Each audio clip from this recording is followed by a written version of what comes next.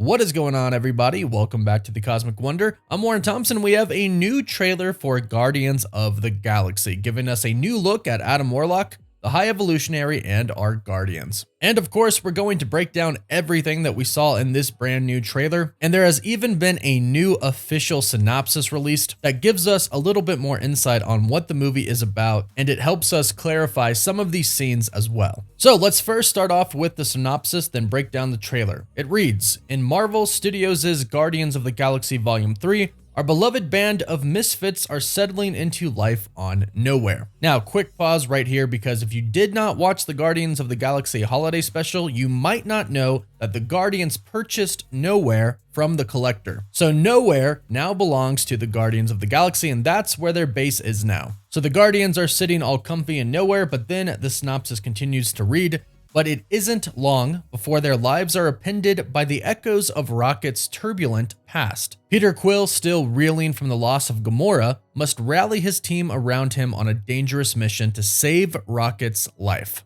A mission that, if not completed successfully, could quite possibly lead to the end of the Guardians as we know them. So this synopsis gets very specific, and it tells us that the Guardians are going to have to save Rocket's life. Now, who do they have to save Rocket's life from? Well, kind of three different people. As most know, in Guardians of the Galaxy Volume 2, Rocket double-crossed the Sovereign. He stole the Harbulary batteries from them. What are they called again? Annulax batteries. Harbulary batteries. That's nothing like what I just said. You're so blessed they didn't kill you. You're telling me. You want to buy some batteries?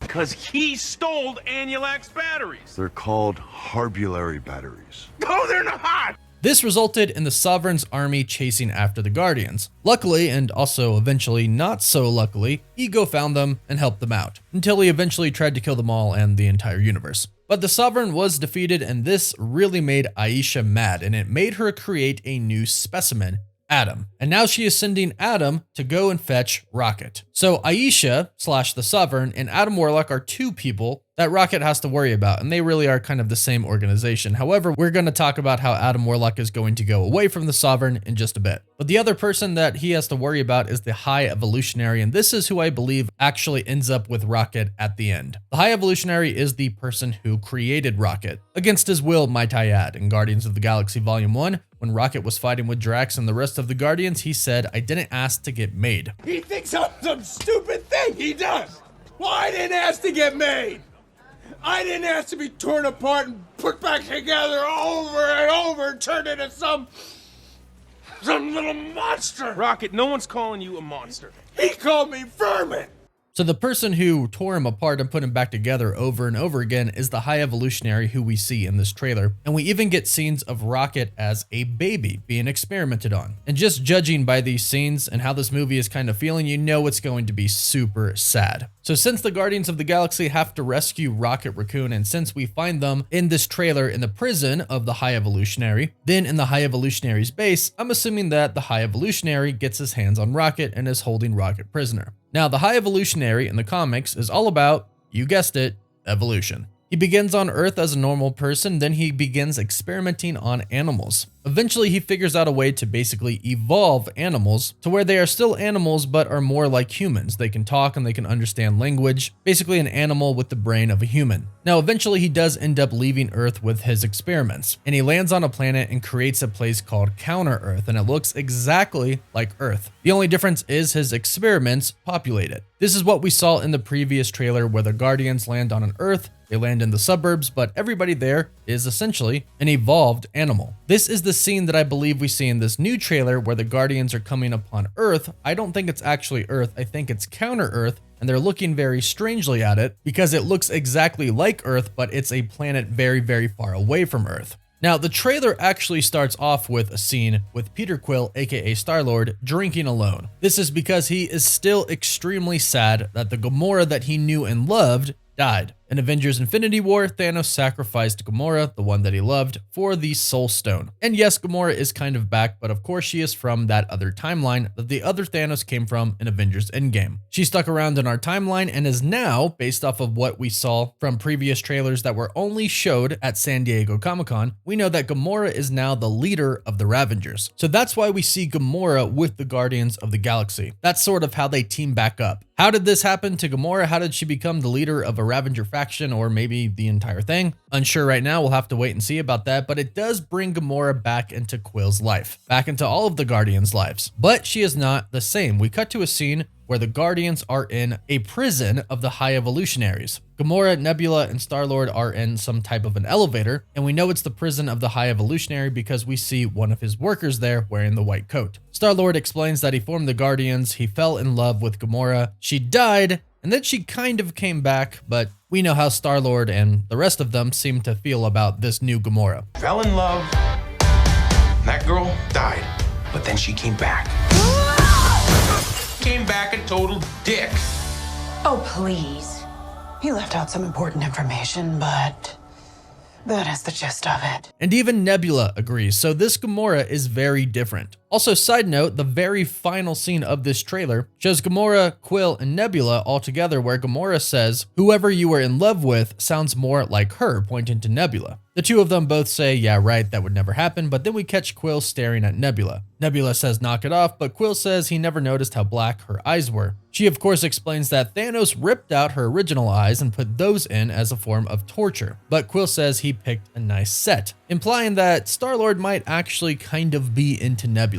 Now, I don't think this is actually going to happen. I don't think Star-Lord and Nebula are going to get together. However, I don't think Gamora, this new one, and Peter Quill are going to get together either. I don't see the movie ending that way, especially if you consider the fact that in the comics, Adam Warlock and Gamora got together and they are introducing Adam Warlock in this movie. Now, not saying that's going to happen in this movie, but we know some of the Guardians of the Galaxy are sticking around and a new team is going to be formed, most likely with Adam Warlock on it. And if Gamora sticks around, and she probably will because she's a leader of the Ravengers, she'll also be on that team, and Star-Lord probably isn't going to be on that team. So Adam and Gamora will be together. So that might happen down the road. And I'm not even sure Star-Lord is going to survive this film. Now, the prison that they're in, you may notice it looks kind of weird. And this is due to the experiments of the High Evolutionary. The building seems to be somewhat combined with flesh. So this is a definite experiment from the High Evolutionary. Now, in this trailer, we see the Guardians kind of fighting to break out of this prison, and I actually think we can kind of see the scene where Drax gets shot through his chest. If you take a look at this scene at 1 minute 32 seconds, we can see Drax throw somebody really far. He then raises his arms and yells, but behind him,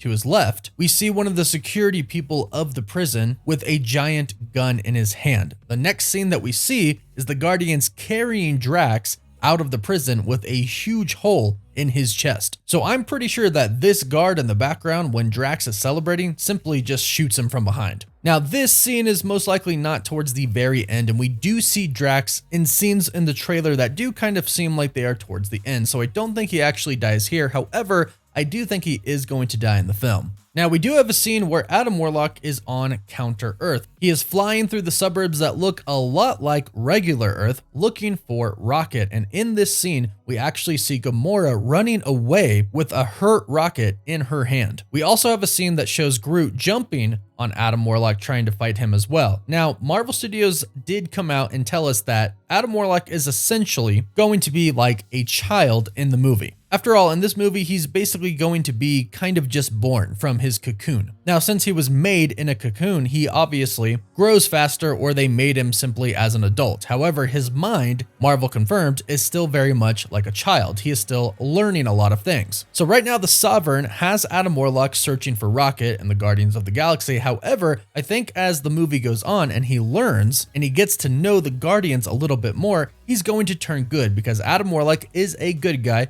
for the most part in the comics. Now, I've had the same theory for a very long time that the High Evolutionary has actually created the Sovereign. The Sovereign is all about evolution, and that's what the High Evolutionary is about. So the Sovereign could be getting Rocket Raccoon for the the High Evolutionary, and Adam Warlock could capture Rocket and then deliver him to the High Evolutionary. And that's how all of these different parties, the Sovereign, the High Evolutionary, Adam Warlock, and the Guardians all kind of come together and are all connected by the end of the film. But again, I think by the end of the film, Adam Warlock is going to turn good, and he's going to help the Guardians defeat the Sovereign and the High Evolutionary. Now, one final note, it is worth noting that the High Evolutionary does experiment on himself as well, as we can see here in these trailers. There are some scenes where he kind of looks like he's a half man, half machine. The back half of his head is missing, and what I'm assuming is happening here is when we see him where his head looks normal, those are flashbacks to where he experimented on Rocket and the other animals, like we see his girlfriend Lylla in this trailer as well, and she has a robotic arm. So I think these scenes are in the past, even though we do know that Rocket and Lylla are going to reunite together again in this film, and hopefully that is Rocket's happy ending. He doesn't die, but he gets to go and live his life with Lylla. But like I said, sadly, we do know that some of the Guardians are probably going to die. If you have any predictions, be sure to let us know yours in the comments down below. I'm thinking that Drax dies and possibly Starlord, but not too sure about the Starlord. So let us know your thoughts, and don't forget to like the video and subscribe so you don't miss out on any of the latest news. Don't forget to follow us on Instagram and Twitter, and as always, thank you all so much for watching. Woof woof.